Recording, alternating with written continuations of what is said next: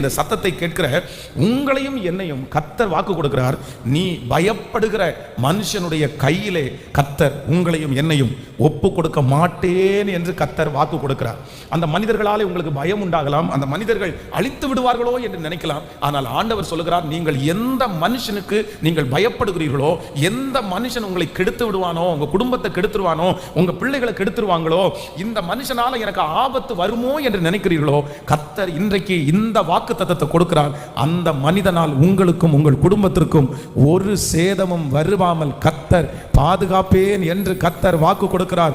அந்த மனிதனுடைய கண்ணி உங்களுக்கு கண்டிப்பாக ஒன்றும் செய்வதில்லை.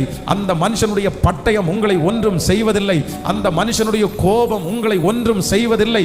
நம்புறவங்க கரங்களை தட்டி ஆமென். நம்முடைய தேவனாகிய கர்த்தர் மனுஷனுடைய கைகளிலே நம்மை ஒப்பு கொடுக்காமல் பாதுகாக்கிற கர்த்தர்.